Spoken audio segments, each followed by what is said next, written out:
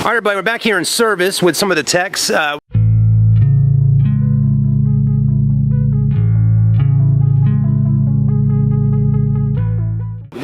both guys right here drive stick shift cars to work and home every day, right?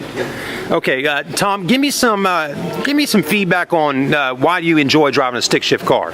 Why I enjoy it and pretty much why I drive it is because with an automatic it's just boring, and pretty much when you're driving a manual it just makes it, you feel the sportiness out of the car. It's just not like, oh, let me just hit the gas, that's it. You're actually controlling the car. You're controlling it? Yeah.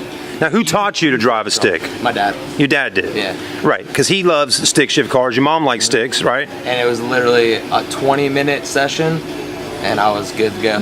So it's pretty quick? Yeah, it's not hard. My biggest problem was stop and actually going, like first gear in reverse. And once I got that, all you got to do is just look at your RPMs and know when to shift. Okay, so pretty simple once you get practicing a little bit. All right, now what about you? What was your first stick shift car? 95 Subaru Legacy wagon. Really? Yeah. And so why'd you pick to drive that stick shift car? You didn't pick it? No. That was a car you were given to drive? Yep. That was my mom's car, and that was a manual, so learned on that. So mom knows how to drive a manual? She does. Okay. Still does, actually. Still does. That's kind of, my mom had a Beetle, like a 99 Beetle. It was a stick. That's what I learned to drive on too. It's just it's a far more rewarding experience. You feel like you're actually really driving the car. So you're more involved with it. It's more fun that way. Do you think it's safer driving a stick shift car for younger people out there that are trying to learn? In a sense, I do actually, because when you're driving a manual, you're more in control of what's actually going on. So you're more engaged with the road, what's going on around you. You're not. It's not as easy to fall into distractions when you're that engaged. Okay. Or have time to look at your phone. Well, that's what I was getting ready to lead up to. So, do you think that helps a little bit with texting and driving and things like that? I mean, I guess if you're good at driving a stick, you could probably still do a little texting, right? I do. Yeah. Yeah, but not as much. But not as much when shifting gears. Okay, unless you're on the interstate or something. Yeah, when you're just cruising the same gear. But when you're pulling off from the stoplight, you don't have time to be sitting there texting somebody or playing around with your phone too well, do you? No, not really, because if it's turning green, you gotta go, right? You gotta shift gears. Yeah, but now, it just makes me more aware. Like even when I'm at a traffic light, I'll just like time the lights and I'll already be in first gear, getting off the clutch as soon as it's turning green, and then go. Now, all right, here's one more quick question. The old saying is driving a stick shift car or a manual transmission vehicle is more reliable and less likely to break down and things like that. There's less to break. Yeah, what is the reasoning behind that? There's just far more moving parts in an automatic. So far more what? Far more moving parts. Moving parts. Yeah, so it's just by nature break less. Okay, so even on a brand new Jetta automatic or manual, the manual possibly could outlive the. If you can drive a clutch, it'll last a little bit. Okay, all right, that's cheaper maintenance too. Cheaper maintenance. Yeah, maintenance. Okay, that makes sense. With an automatic, you got to keep up with transmission fluid services. And better fuel economy. Yep. Even though you might be revving out a little bit higher more often. How you drive it, but depends how heavy your foot is. How heavy your foot is. Yeah. Right. It has a lot to do with that. Okay. All right. I think we're good. Thank you. All right, everybody. So we're on our quest today, learning about stick shift Volkswagens, and we've gotten a lot of feedback from everybody. Now we're with a guy right now that owns it's a Mark 7, you call it? Yeah, Mark 7 GTI. Mark 7 GTI. Now he says it's got 400 foot-pounds of torque and 300 and how much? About 316 or so. 316 on the horsepower, so a lot more torque. It's a front-wheel drive vehicle, and it's a little sleeper, but let me tell you, this car is really quick. So let's hop in, take it for a ride. Oh wow, it's looking good, isn't it, everybody? I love those wheels on this car. I mean, they got that spin to them. I like the red with the tinted windows. Let's see what it's all about today, everybody. Now, he has the DSG, which is a automatic transmission, but it's extremely fast when it comes to shifting gears. Does it have paddle shifters? Yes. Okay, it does. Do you find yourself using the paddle shifters? Not too often. Not too often, okay. See, one thing cool, everybody, about Stokes Volkswagen is everybody that works here, whether in the shop or even in sales up there in service, they all seem to drive Volkswagens. So they really love the brand and everything like that. right, so this car is very popular. This is your GTI. You know, I did a video last week or the week before talking about the R, and everybody's saying, you know, we can basically save money by buying a GTI and put a little money into the engine like he's done, and have a car just as fast or faster than the Golf R, except for you're not getting the all-wheel drive.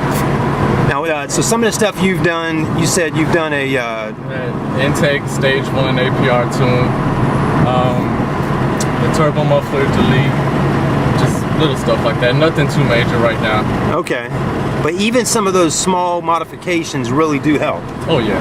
And how much money you'd say you invested in doing some of that stuff altogether? Probably about $1,200 total. That's not much, really. No. So $1,200, and you can get even more power out of this car, which is not a whole lot of money for a lot more power. Launch control? Yeah. Okay.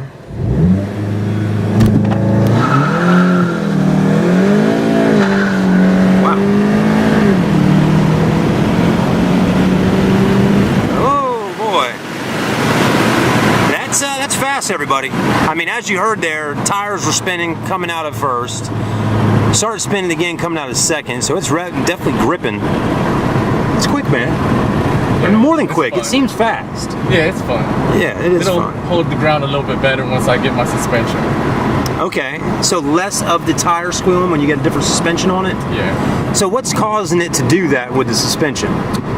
It's just, it's not as stiff as you should need it, and it gives, like when you go back, the front end of the car comes up, so it gives you tire spin. Okay, that makes sense. Cool. Especially, that's a big downfall of front wheel drive cars, Right. is you get excessive tire spin. Okay. Pretty sweet. But, That was with definitely this fun. one, yeah, it has the front lock diff on it, so it's better than just your standard GTI. This A one had- front locking diff? Explain that a little bit to some of the folks out there that may not be familiar with that. Front locking diff is to where when it sees that your tires are spinning, it'll lock the front tires together. So instead of just have one tire pulling the car, it'll have both front tires pulling the car. Okay, makes sense. So is that almost like what they used to call on the Hondas and Acuras a limited slip? Yeah, it's similar. Okay, similar to the limited slip. Okay. Cool, thanks for the ride, man. Not a problem. That was cool. So here's a 2011 Mark 6 two-door GTI, looking good, and they're bringing it by Stokes Volkswagen to get, basically Matt's putting a suspension on it, right? There you go. So he's gonna have it drop down looking really sweet when they're done. He's got new speed RS wheels, which are really nice, hand-cooked tires. And who makes the suspension? They are Coney shocks, Coney shocks? E-box springs. Okay, so you got the iBox springs there. That was a brand I had back in the day on my car. And this is gonna look nice when it's all done. Now this probably be done by tomorrow, you think? Yeah, I'll get them lunchtime tomorrow. So he's already got the front suspension on over here, as you can see right there. You know, suspension plays a big role, everybody, with performance. As you saw just now on the test drive, you know, with his car, he had some tire spin going on first gear and second gear, and he says when the suspension's on there, that should stop some of that and let it kind of roll and get up and go a little bit better. All right, so stay tuned. We possibly will get this on camera tomorrow when it's finished up and looking real sweet.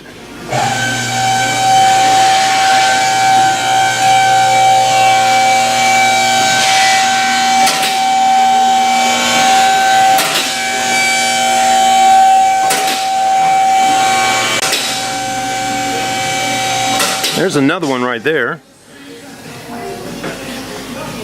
So that's a little more stock, as you can see. Still a very good looking car. You know, we did the video last week on the R. I was asking questions, you know, why don't we see as many of them on the road? I was really asking why don't we see as many R's on the road, but I'm definitely learning now that there is a lot of GTIs on the road.